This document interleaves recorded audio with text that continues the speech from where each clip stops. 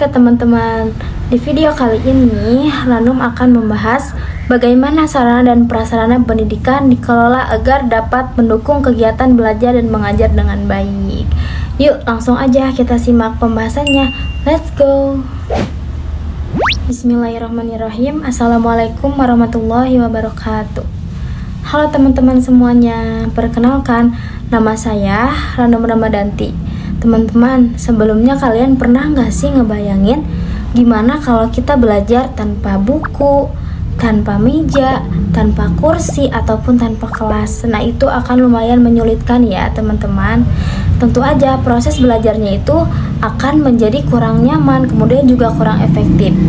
Nah teman-teman, di balik fasilitas sekolah yang sering kita gunakan hampir setiap hari, itu ada yang namanya manajemen sarana dan prasarana pendidikan. Oke teman-teman, nah materi yang pertama yaitu pengertian manajemen sarana dan prasarana pendidikan.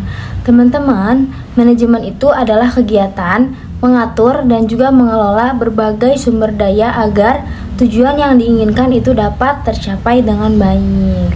Nah, dalam dunia pendidikan, sarana itu adalah alat yang digunakan secara langsung dalam proses belajar dan juga mengajar, seperti buku, kursi, meja, komputer, dan juga papan tulis. Nah, sedangkan prasarana yaitu fasilitas yang mendukung proses belajar dan juga mengajar secara tidak langsung, seperti gedung sekolah, kemudian juga perpustakaan, lapangan, dan juga halaman sekolah. Nah, jadi manajemen sarana dan prasarana pendidikan itu proses mengelola semua fasilitas sekolah agar bisa digunakan dengan baik untuk mendukung kegiatan belajar dan juga mengajar. Nah, manajemen yang baik itu akan membuat lingkungan sekolahnya itu menjadi lebih nyaman digunakan, kemudian juga lebih aman, dan juga membantu siswa belajar dengan lebih optimal begitu. Nah, kemudian yang kedua yaitu perencanaan dan pengadaan sarana prasarana. Nah, sebelum menyediakan fasilitas sekolah, itu perlu dilakukan perencanaan terlebih dahulu. Nah, apa ya perencanaan itu? Nah, jadi perencanaan itu adalah kegiatan menentukan apa aja yang dibutuhkan oleh sekolah, kemudian berapa jumlahnya, bagaimana kualitasnya, dan berapa biaya yang diperlukan. Nah, setelah perencanaan itu selesai, tahap berikutnya yaitu pengadaan. Nah, pengadaan ini menyediakan fasilitas yang dibutuhkan oleh sekolah.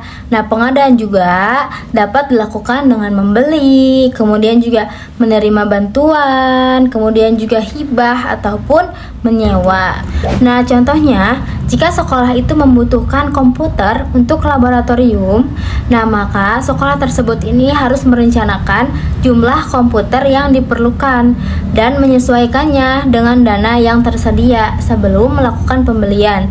Nah, dengan adanya perencanaan dan juga pengadaan, fasilitas yang tersedia itu akan sesuai dengan kebutuhan sekolah. Nah, yang ketiga yaitu pemeliharaan sarana dan prasarana. Nah, pemeliharaan itu adalah kegiatan merawat dan juga menjaga fasilitas sekolah agar tetap berfungsi dengan baik. Nah, kemudian juga ada tujuan pemeliharaan. Nah, tujuan pemeliharaannya yaitu dengan menjaga fasilitas tetap layak digunakan, kemudian juga memperpanjang umur pemakaian barang, kemudian juga mencegah kerusakan yang lebih besar, dan yang terakhir yaitu dengan mendukung kelancaran proses pembelajaran. Nah, contohnya yaitu membersihkan ruangan kelas setiap hari, kemudian juga merawat komputer secara rutin, dan juga memperbaiki kursi yang rusak. Nah, kemudian juga mengecat bangunan yang sudah kusam. Nah, dengan pemeliharaan yang baik, fasilitas sekolah itu akan selalu siap digunakan kapan aja. Nah, yang keempat yaitu pengawasan sarana dan prasarana pendidikan. Nah, pengawasan ini adalah kegiatan memeriksa dan memastikan bahwa sarana dan prasarana itu digunakan serta dirawat dengan baik. Nah, pengawasan itu biasanya dilakukan oleh kepala sekolah atau pihak yang bertanggung jawab. Nah, tujuannya itu untuk mencegah kehilangan, kerusakan, ataupun penyalahgunaan fasilitas sekolah.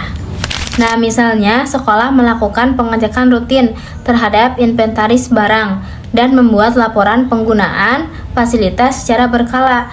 Nah, dengan adanya pengawasan, fasilitas sekolah ini dapat dimanfaatkan secara maksimal dan tetap terjaga kondisinya.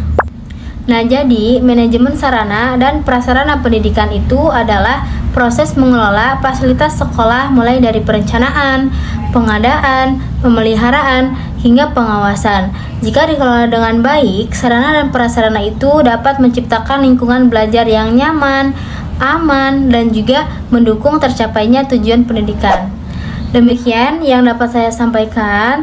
Terima kasih atas perhatian teman-teman semua. Wabillahi taufiq wal hidayah. Wassalamualaikum warahmatullahi wabarakatuh. Bye bye.